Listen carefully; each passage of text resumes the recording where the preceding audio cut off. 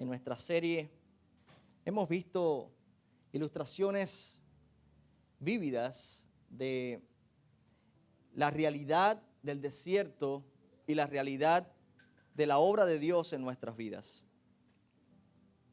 A veces nosotros actuamos como si nuestras historias, nuestras experiencias fueran el centro del universo. A veces cuando estamos pasando por una crisis, una necesidad, pensamos que somos el centro del universo, que todo el mundo debe estar pendiente, que todo el mundo debería estar sufriendo con mi sufrimiento, que nadie en el mundo está pasando algo tan grande como lo que yo estoy pasando. Y no es que seamos insignificantes, pero la realidad es que nuestras historias particulares son parte de una historia que Dios está escribiendo, una gran historia.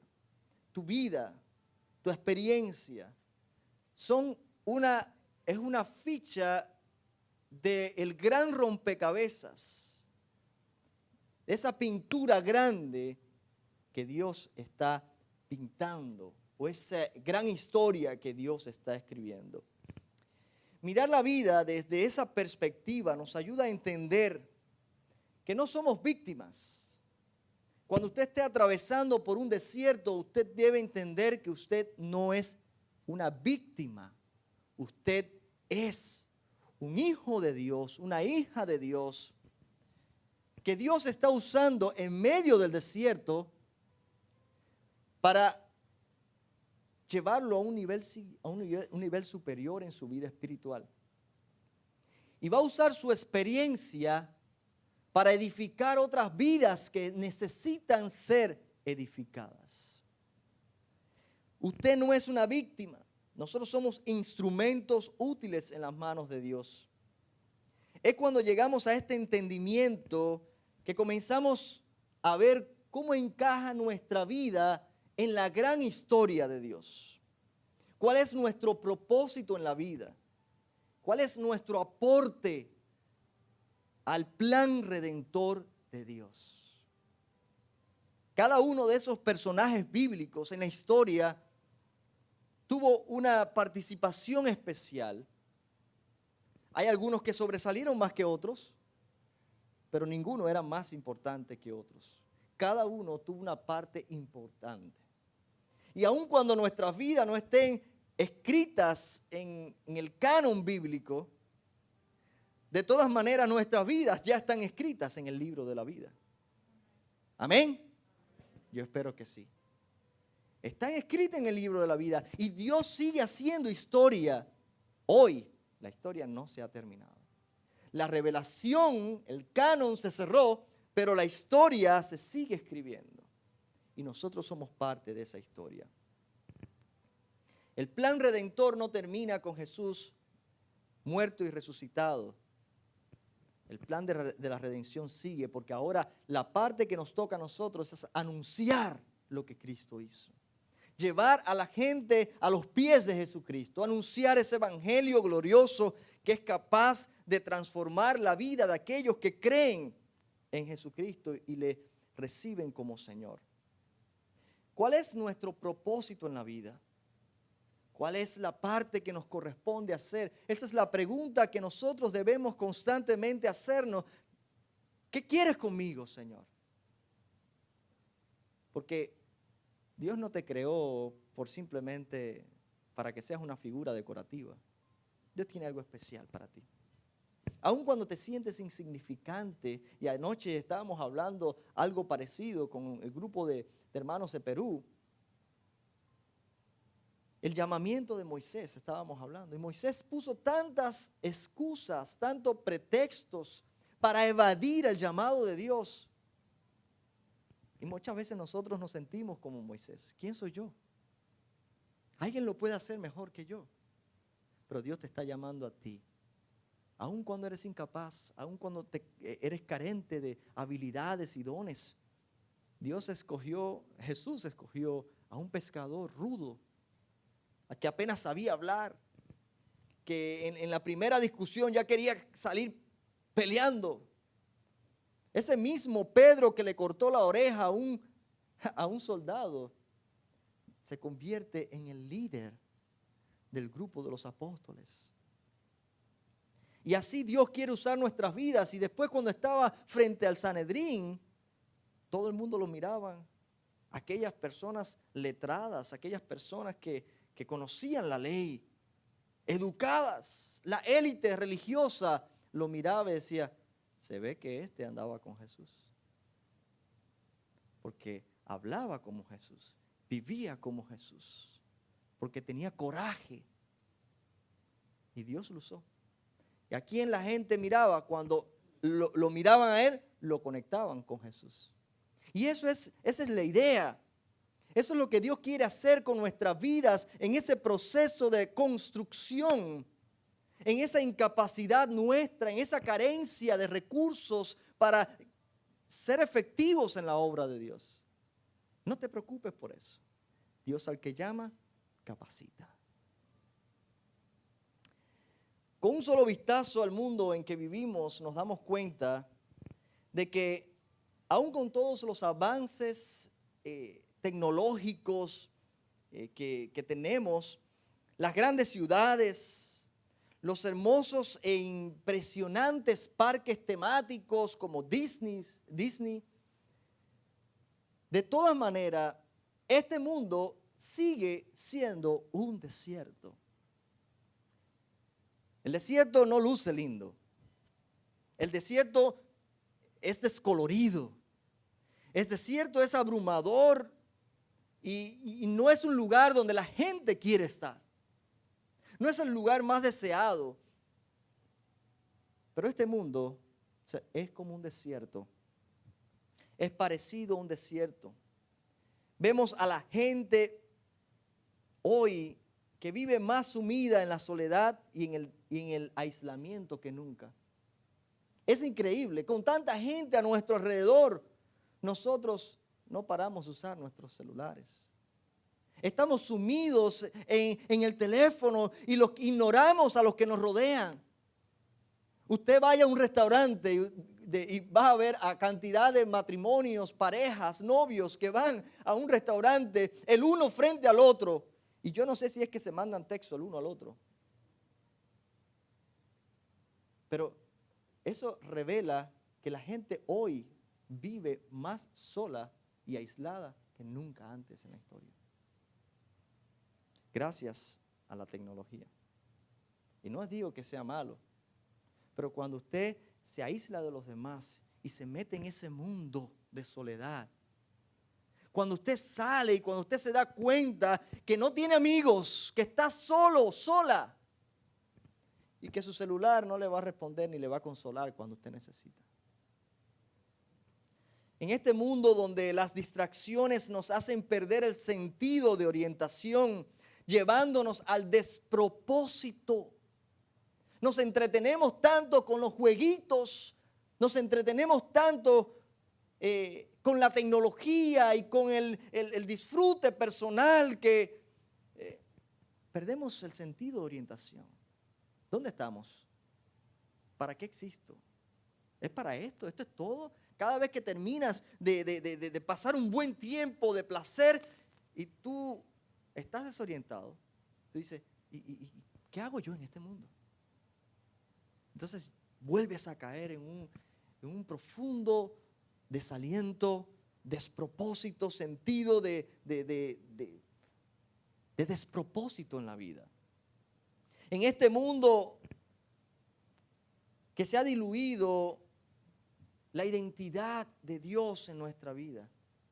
Ya ahora lo que somos está determinado por lo que tenemos o por lo que hacemos.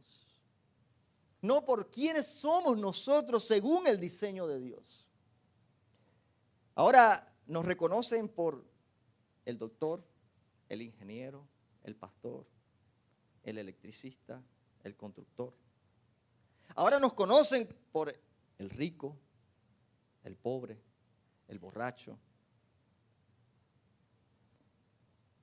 Y realmente eso es lo que hacemos o eso es lo que tenemos, pero no es lo que somos. Lo que somos es nuestra identidad en Dios. según el diseño de Dios. Fuimos hechos a imagen y semejanza de Dios. Cuando nos desligamos de nuestra imagen de Dios, perdemos nuestra identidad. Entonces el mundo determina quiénes somos nosotros. Perdemos sentido. En el mundo, este mundo está lleno o carente de identidad. Ya la gente anda por donde quiera mendigando aceptación y aprobación de otros a cualquier precio. Nos compramos el carro más caro para impresionar a personas que no conocemos y personas que no le interesamos. Nos endeudamos para impresionar a gente que no conocemos, que no nos conocen y que no les interesamos. Nos convertimos en esclavos de la sociedad, mendigando aceptación. Hablamos como otros, caminamos como otros, gastamos como otros para que nos acepten. ¿Por qué? Porque perdimos nuestra identidad. Porque hemos olvidado que nuestra identidad no depende de lo que tenemos o de lo que hacemos, sino de Cristo mismo. Lo malo y destructivo hoy en día es honorable. Merece respeto. Mientras los valores de la familia son ofensivos, peligrosos e inhumanos. Ese es el mundo en que vivimos hoy. Hoy defender los valores de la familia, eso es peligroso. De hecho, estoy seguro, no estoy seguro, pero por lo que voy a decir hoy aquí, a lo mejor en cualquier momento tumban la transmisión. Pero yo no voy a dejar de decir lo que la palabra me dice que debo decir. Pero es la realidad de este mundo que estamos viviendo hoy. Se combate apasionadamente un virus que aproximadamente ha logrado acabar con 1% de los infectados. Hay muchos que han padecido. En la familia de nuestro hermano Freddy ha padecido unas cuantas pérdidas. Y están sufriendo. Y no minimizamos el dolor.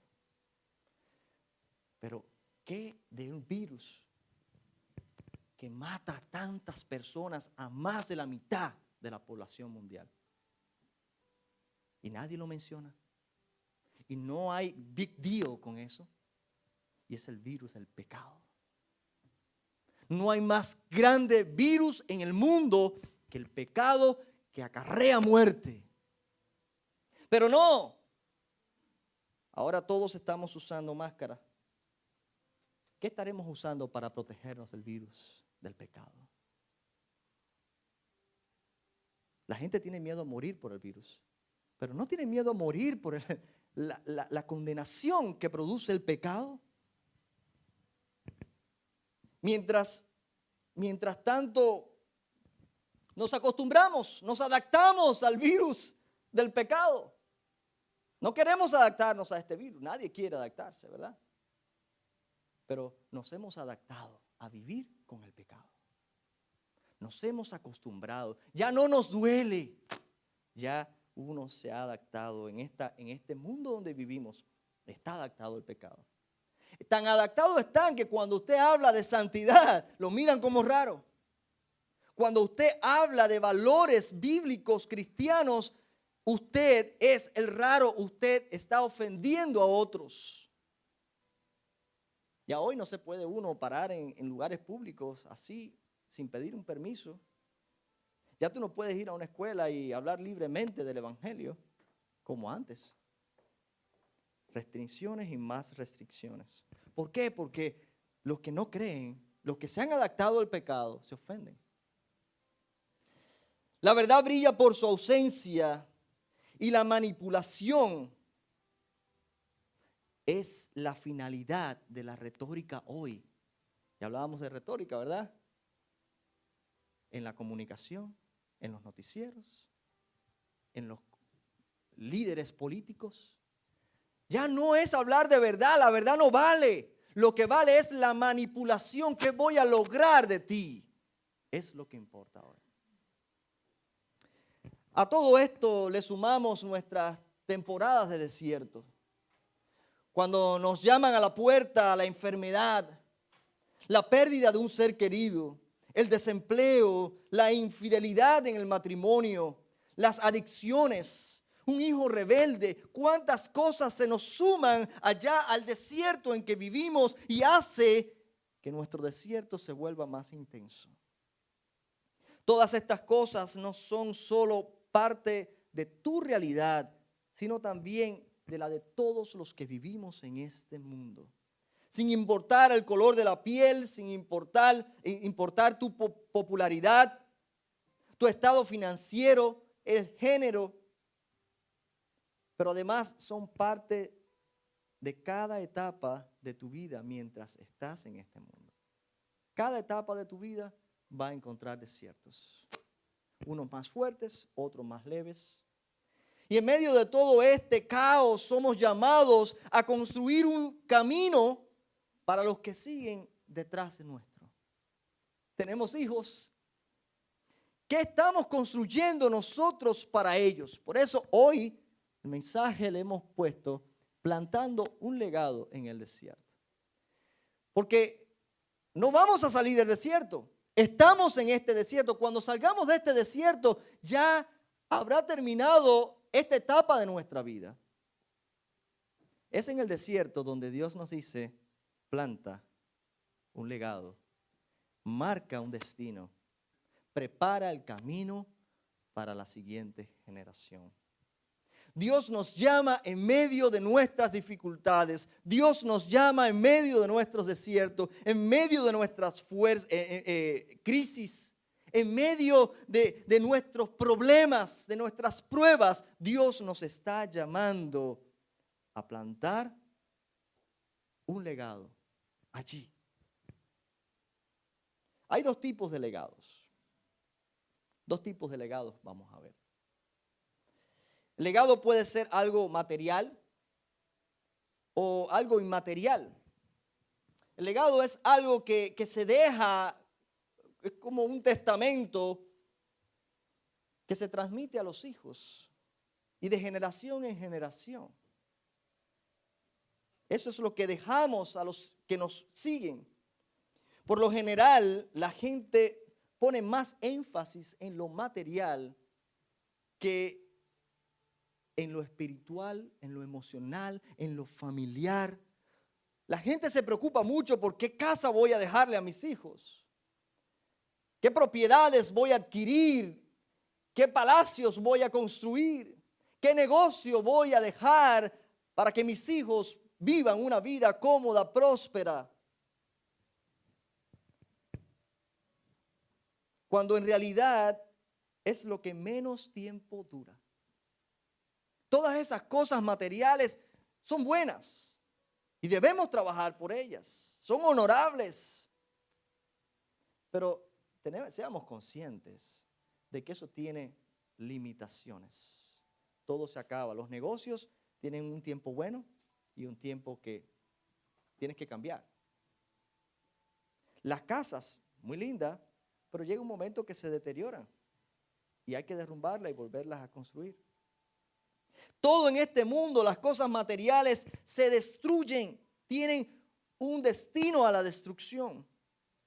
Más impacto han tenido en la sociedad los pensamientos y las acciones de los antecesores que lo que acumularon realmente materialmente. Lo que tú piensas, tus acciones, tus pensamientos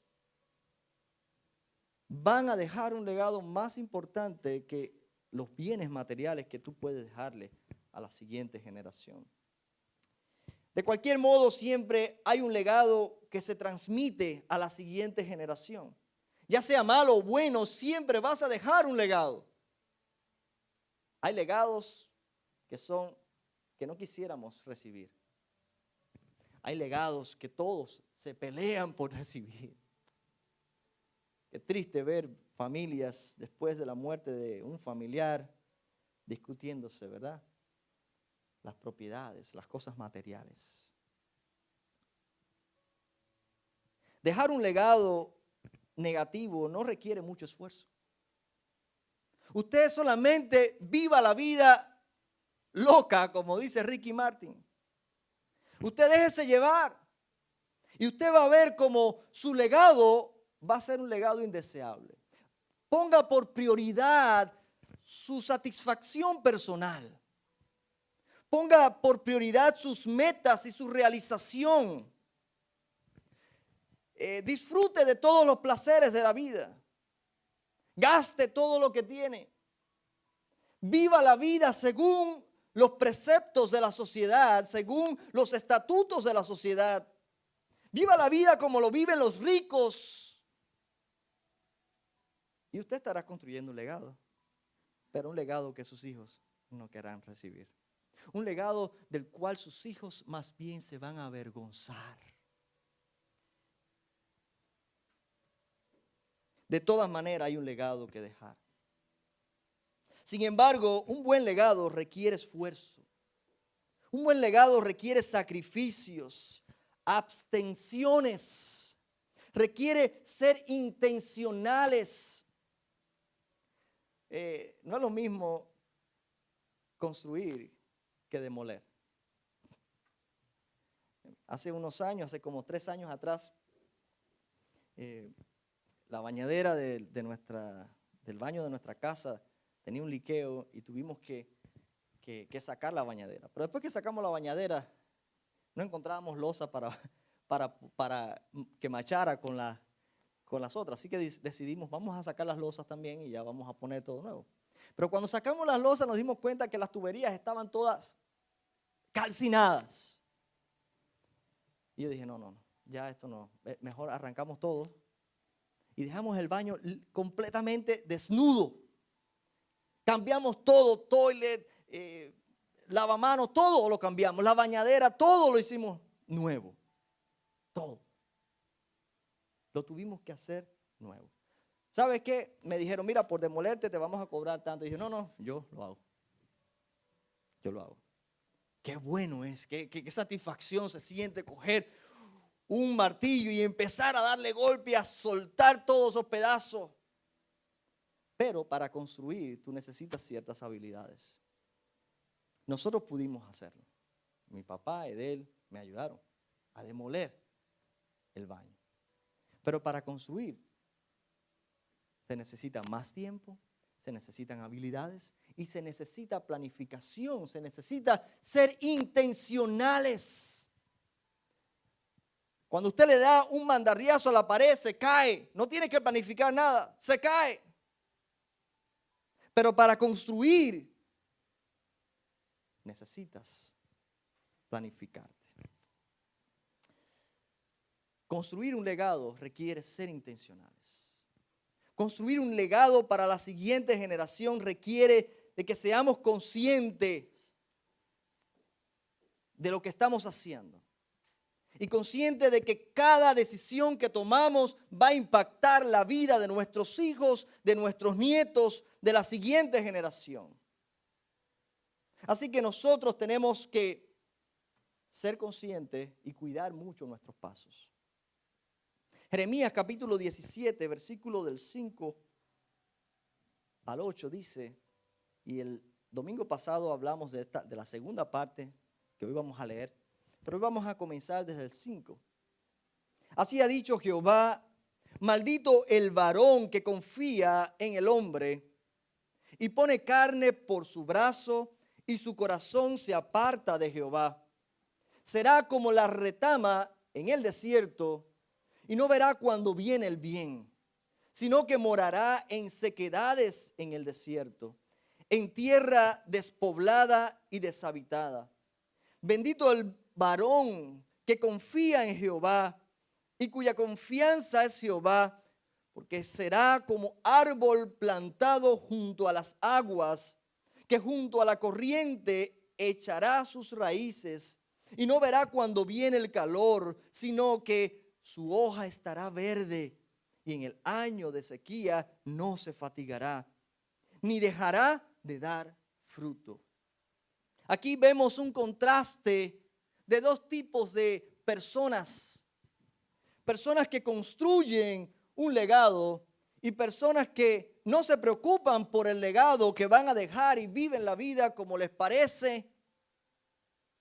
Y eso es lo que vamos a ver hoy. Ese legado que dejamos cuando ponemos énfasis en nuestro esfuerzo humano, en lo que podemos construir con nuestras manos de manera independiente de Dios, viviendo vidas aisladas de Dios. Cuando todo lo que pasamos a la siguiente generación es lo que podemos construir con nuestras manos, confiando en la economía, en la ciencia, en las estadísticas, confiando en el gobierno, en nuestras propias habilidades que hemos adquirido, en nuestros estudios, pero alejados de Dios. Será un legado que no trascenderá a lo físico. Su impacto será limitado y su destino es la destrucción. No estoy diciendo que estudiar sea malo. No estoy diciendo que prosperar sea malo. Ojo, no estoy diciendo que tener aspiraciones en esta vida sea malo. Pero cuando todo lo que tú puedes dejar es eso, tú tienes que ser consciente que tu estudio te va a servir mientras vivas aquí. Tu casa no te la puedes llevar al cielo, se queda aquí. Todo lo que tú construyas en esta vida, todo lo material se queda aquí, nada de eso trasciende. Entonces, todo eso tiene su destino y esa es la destrucción. Es decir, si todo tu esfuerzo, tu empeño lo estás poniendo en las cosas materiales, sabe que todo eso está limitado. Tiene un impacto limitado. Salomón lo dijo de esta manera: vanidad de vanidades, todo es vanidad. Debajo del sol, bajo del sol, todo es vanidad, porque aún con tu esfuerzo, tu mejor esfuerzo se traduce en muerte, destrucción. Todo se queda aquí. La razón por la que Dios llama maldito a este hombre, a este modelo de persona, es porque ha caído en la idolatría. Maldito el varón que confía en el hombre. Todo lo que usted pone en el lugar de Dios se constituye un ídolo. Todo lo que usted pone en el lugar de Dios se constituye en un objeto de adoración. Y usted va a convertirse en aquello a lo que usted adora. Si usted adora el dinero, usted se convierte en un avaro. Y así por el estilo. Así que Dios llama idólatra a este hombre. Y dice que es un maldito, está maldecido. Que la idolatría Dios no la tolera. La idolatría es decirle a Dios: mira, yo sé que tú eres el creador, pero no me interesas. Yo prefiero creerle a la mentira. Yo prefiero creerle a un falso Dios que creerle al Dios verdadero. Todo lo que ponemos en el lugar de Dios se constituye un ídolo. ¿Cuántos entre ustedes le estarán poniendo más empeño al legado material que al espiritual? Piensen. ¿Cuántos de nosotros estaremos dedicando más tiempo a lo material que a lo espiritual? ¿Cuántos de nosotros estaremos dedicando un minuto para leer la Biblia, pero mucho tiempo para emprender negocios? Un poquito para servir al Señor, pero toda nuestra fuerza y hasta cansarnos en trabajos, en esfuerzos. Es un balance, ¿sabe? No estoy diciendo que hagamos más, pero es un balance.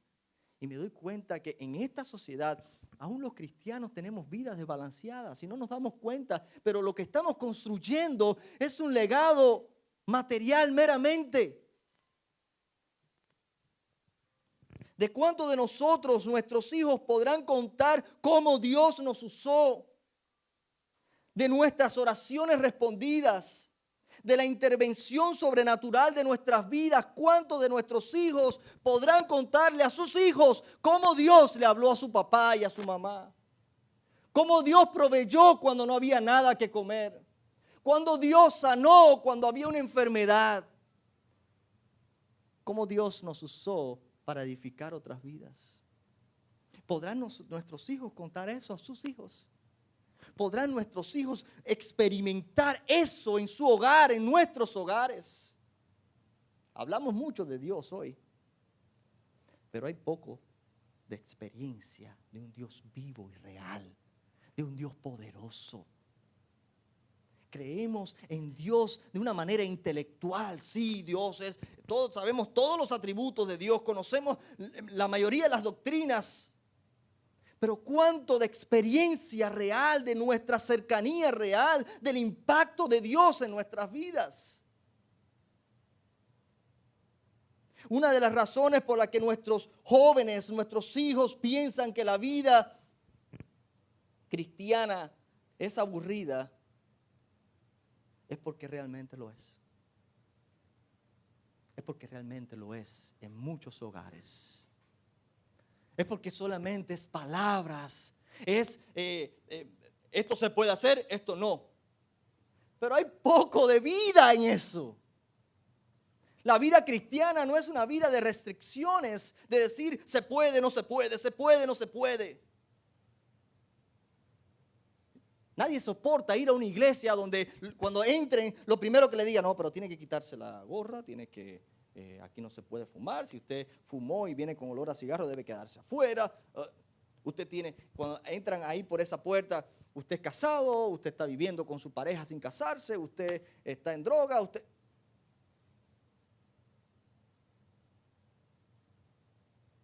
Dios transforma la vida de las personas. Dios transforma desde dentro hacia afuera. Y esa es la obra de Él. Y Él lo hará. Y de hecho lo ha hecho en muchos de nosotros. Muchos de nosotros podemos testificar de dónde Dios nos ha sacado. Es ahí donde el evangelio cobra vida y es creíble y es excitante. El libro que más le gusta a nuestros hijos es el libro de los Hechos. Porque se ven hechos, porque se ven obras, porque se ve el Espíritu Santo obrando. A mi hijo Caleb le encanta la historia de cuando Pablo iba en ese bote y casi se ahogaban y todo eso, como el Señor los libró y esa serpiente que le mordió y cómo Dios los sanó. ¿Por qué? Porque hay acción. ¿Ven acción nuestros hijos en nuestra casa? O solamente prepárate que el domingo vamos a la iglesia. Y no se habla más de la iglesia hasta el próximo domingo. ¿Qué legado estamos dejando? ¿Qué legado estamos dejando? Entonces nos ofendemos cuando nuestros hijos dicen, no, es aburrida la vida cristiana. Sí, es aburrida. Si la estás viviendo aburrida, ese es el mensaje que tú le estás dando a tu hijo. Le estás diciendo la vida cristiana es aburrida cuando realmente no tiene por qué ser aburrida. No hay nada de emoción, es solo religión, no hay manifestación sobrenatural de Dios, solo es esfuerzo humano. Entonces, esperamos que nuestros hijos se sientan atraídos por la iglesia. Y nos sentimos mal cuando pasa el tiempo y lo vemos que se alejan en la medida que crecen. Se alejan porque es una monotonía, es siempre lo mismo, no pasa nada, no veo. Si creemos en un Dios sobrenatural, porque no ocurren cosas sobrenaturales, son respuestas lógicas que debemos responder a nuestros hijos. Tú y yo vamos a dar cuenta. Como, oye, no hay nadie más. Constantemente mis hijos me confrontan. Papi, tú no dices que tú tienes fe. Tú no dices que Dios es poderoso. ¿Cuál es tu miedo? ¿Es razón? Tienen razón. Si dices que crees en Dios, que dependes de Él, pero te cuesta darle por fe lo que le corresponde a Él, porque tienes miedo quedarte sin nada, entonces, hermanos, estás contradiciendo tu propia fe. Si dices que dependes de Dios, pero no puedes darle a Él, no puedes contribuir, no puedes dejar a separar tiempo, talentos, recursos para la obra de Dios, entonces estás contradiciendo lo que dices con tus palabras.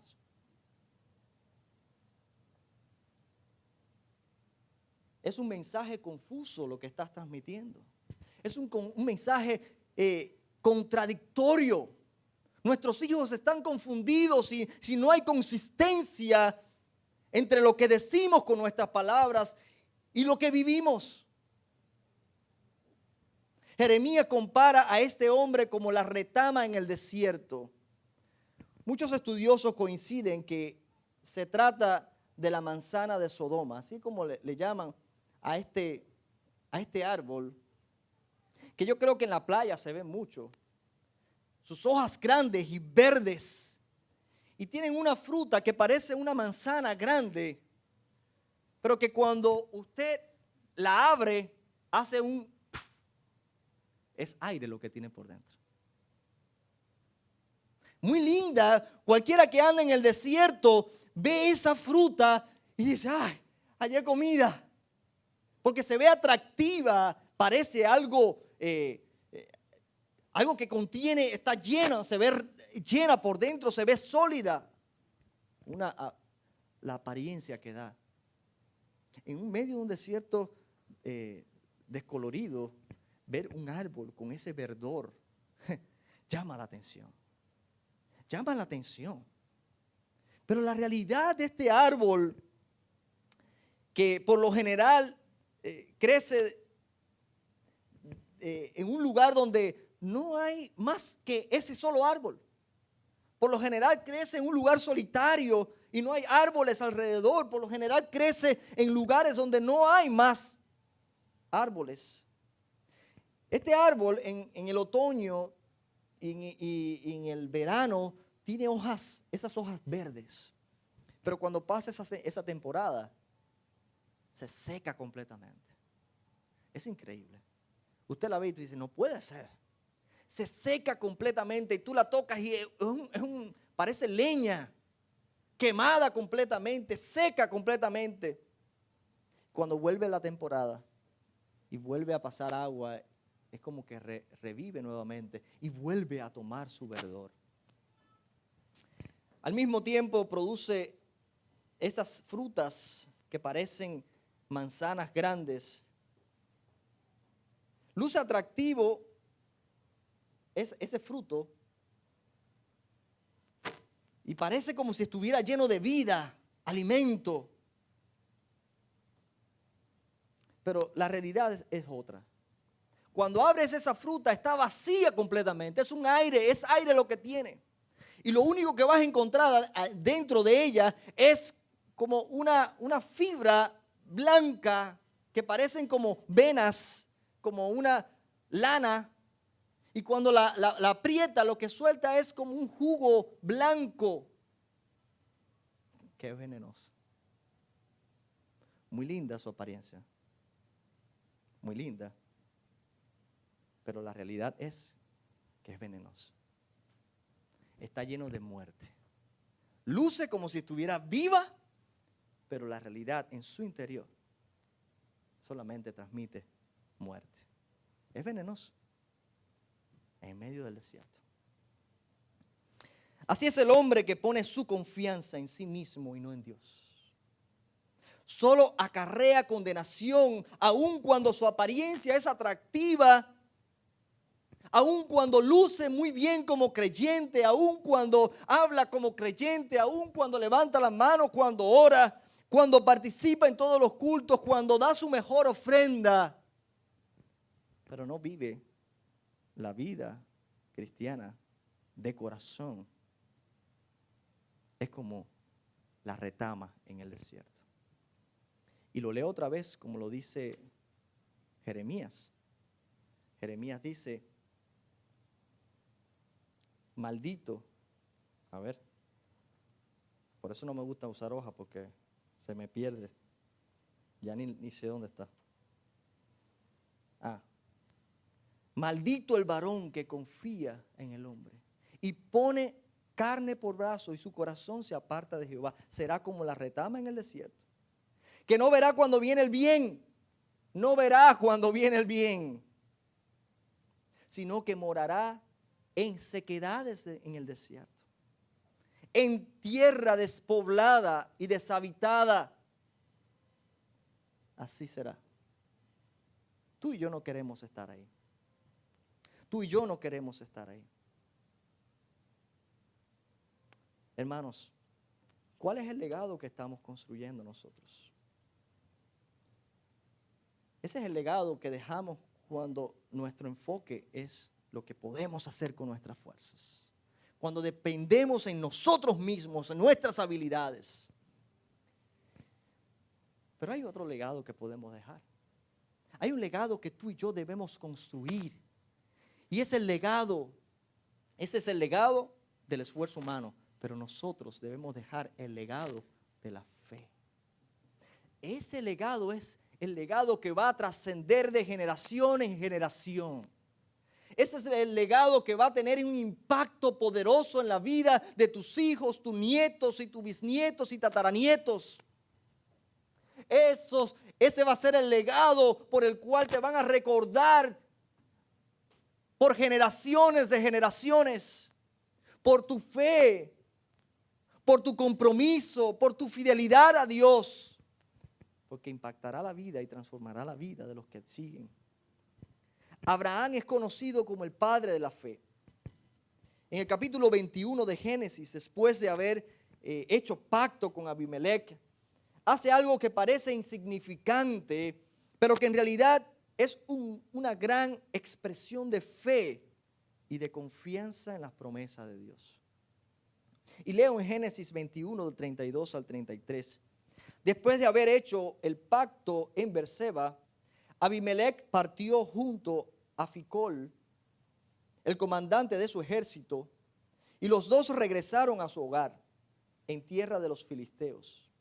Luego Abraham plantó un tamarisco en Beerseba y allí adoró al Señor, Dios eterno.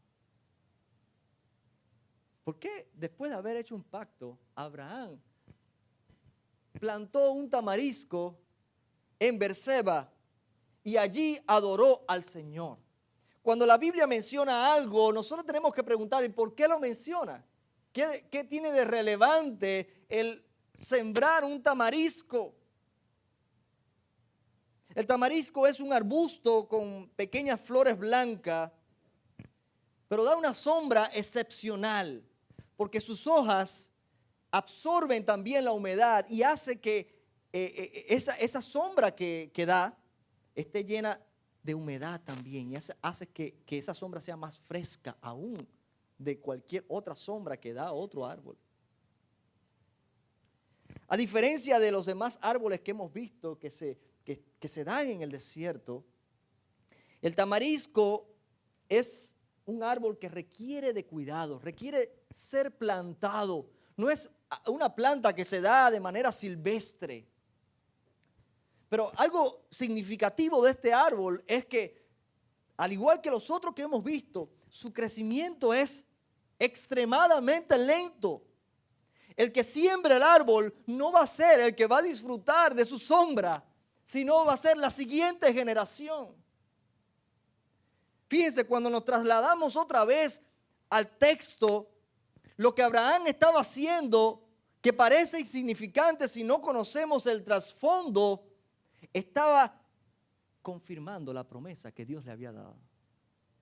Él estaba plantando un árbol para la siguiente generación, porque Dios le había prometido que ese lugar, esa tierra la daría a sus descendientes. Todavía Abraham está habitando en tierra extranjera.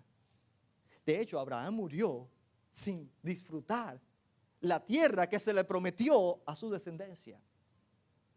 Pero él sabía que Dios era veraz. Él confiaba en las promesas de Dios.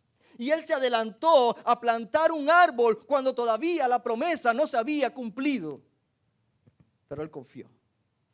Así que Abraham lo que estaba haciendo aquí es afirmando, es una declaración de fe, de confianza en el Señor al sembrar un tamarisco en el desierto. Hermanos, Moisés se preocupó. Moisés pensó: ¿qué voy a dejar a la siguiente generación? ¿Qué voy a dejar a los que me siguen? Cuando Abraham plantó ese tamarisco, él estaba honrando a Dios. Él estaba honrando la promesa de Dios. Fíjense, en Génesis 12:7, la promesa de Dios, ¿cuál fue? Entonces el Señor se le apareció a Abraham y le dijo: daré esta tierra a tu descendencia. Y Abraham edificó allí un altar y lo dedicó al Señor, quien se le había aparecido. Eso fue en el capítulo 12, en el 21, él siembra el tamarisco allí, en esa tierra. Construir un legado requiere esfuerzo, dedicación. Como dijimos, requiere ser intencionales. Miren cómo dice el Salmo 78 que ahorita leímos. Voy a leer los versículos del 4 al 7. No les ocultaremos estas verdades a nuestros hijos. Estoy leyendo en la Nueva Traducción Viviente. No les ocultaremos estas verdades a nuestros hijos. A la próxima generación le contaremos de las gloriosas obras del Señor, de su poder y de sus imponentes maravillas. Pues emitió sus leyes a Jacob, entregó sus enseñanzas a Israel. Les ordenó a nuestros antepasados que las enseñaran a sus hijos para que la siguiente generación la conociera, incluso los niños que aún no habían nacido. Y ellos, a su vez, las enseñarán a sus propios hijos. De modo que cada generación volviera a poner su esperanza en Dios. Y no olvidara sus gloriosos milagros, sino que obedeciera sus mandamientos. El problema de Israel, en la historia de Israel, un tiempo adoraban a Dios, otro tiempo adoraban los ídolos. ¿Tú sabes cuál era el problema siempre? La desconexión entre las generaciones. La generación que era idólatra no era la misma generación que adoró al Señor. Si ustedes se dan cuenta, pasaban 40 años, pasaban 80 años y el pueblo volvía a la idolatría. Y Dios los castigaba y venía otra generación que se reavivaba y adoraba a Dios y volvía a la siguiente generación porque había una desconexión, no estaban dejando un legado a sus hijos. Y el salmista pone énfasis en esto. No dejen de contarle a sus hijos las maravillas de Dios. En nuestra sociedad podemos observar una creciente desconexión entre una generación y otra. Hoy vemos a muchos padres dispuestos a sacrificar el futuro de sus hijos con tal de tener placer y satisfacción hoy. Yo soy la prioridad. Hay muchas mujeres, y respeto si lo que pasó en el pasado se queda en el pasado. Dios nos hace nueva criatura y Dios nos perdona, nos restaura. Pero la filosofía del mundo hoy, ustedes ven cómo se está promoviendo el aborto. Y se promueve el aborto con el lema: yo tengo derecho sobre mi cuerpo. Yo tengo derecho sobre mi cuerpo. Y mi pregunta es, ¿y qué derecho tienen esos bebés? ¿No tienen ningún derecho a la vida? ¿Pidieron ellos haber sido formados en su vientre? ¿Qué responsabilidad? Nosotros somos lo primero. Nuestros hijos pasan a un segundo plano. El creciente auge del homosexualismo es más destructivo que el cambio climático. Y óiganlo todo lo que están ahí en las redes sociales. El homosexualismo es peor y causa más daño a la sociedad y al mundo que el cambio climático. Estoy cansado de escuchar tantas tonterías que se hablan. Y me perdonan. Pero el sentido común, no hay que ser científico.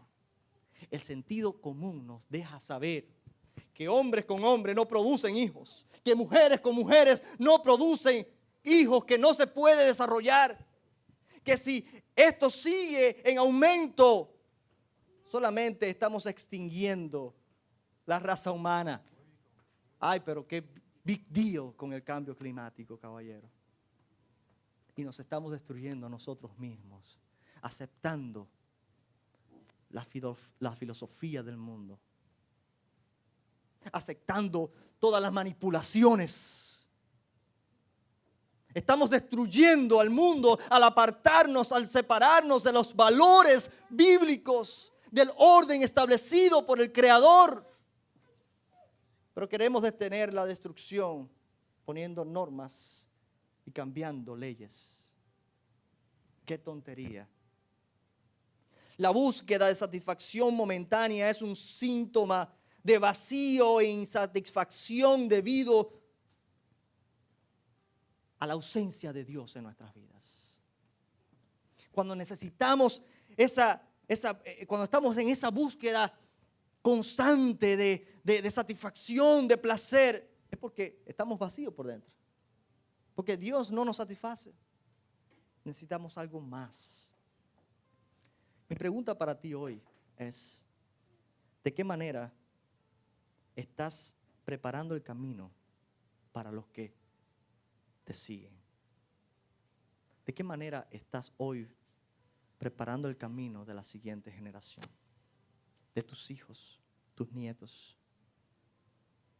¿Estás haciendo tu vida una vida que inspire pasión, esperanza, deseo de vivir? ¿Estás haciendo tu vida una vida que demuestre que el cristianismo no es aburrido, que es excitante cuando lo vivimos de verdad, cuando creemos de verdad, cuando nos comprometemos de verdad, cuando nos tiramos de cabeza por fe, porque Dios nos habla, cuando obedecemos aún en contra de lo que el mundo hoy nos dice? ¿Qué legado estás dejando? No te unas a la lista de padres que hoy están llorando. No te unas a esa lista grandísima de padres que ven a sus hijos tras las drogas. No te unas a esa lista de padres que están sufriendo cuando ya no tienen ya control, ya no hay nada que hacer. Solamente confiar en que Dios hará un milagro.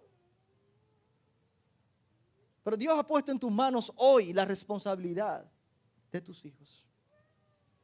Y déjeme decirle, lo que yo haga, mi esposa y yo, para enseñarle a mis hijos,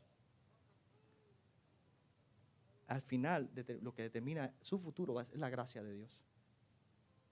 Pero yo tengo que cumplir mi parte. Y es muy probable, más probable, hay promesas de Dios para la siguiente generación que es enseñada en los principios bíblicos. Tú estás construyendo el futuro de la siguiente generación. No te enfoques solamente en las cosas que tienes hoy. Prepara el camino para ellos, para que ellos también puedan pasar un legado a la siguiente generación. Que el Señor nos ayude, que el Señor ponga en nosotros ese sentido de urgencia. Que el Señor nos permita ser intencionales. Tener hijos no es simplemente tener una mascota en la casa. Es una gran responsabilidad. Una mascota aprende lo que tiene que hacer, dónde hacer sus necesidades, a qué hora comer. Pero nuestros hijos piensan. Nuestros hijos se preguntan, ¿cómo es que mi papá, mi mamá dicen tal cosa y hacen otra? Yo tengo mucho cuidado porque mis hijos me están escuchando. Y cuando yo llegué a mi casa, llegamos a la casa, si yo dije algo que no estoy practicando, ellos van a ser lo primero que me van a confrontar. Yo tengo que cuidar mi boca, pero mis acciones también.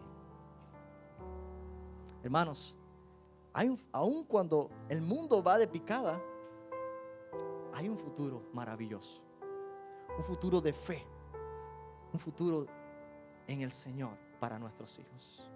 Tú y yo somos responsables.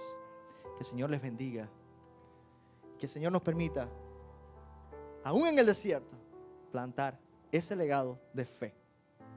No un legado basado en el esfuerzo humano, sino un legado de fe. Planta un tamarisco para la siguiente generación.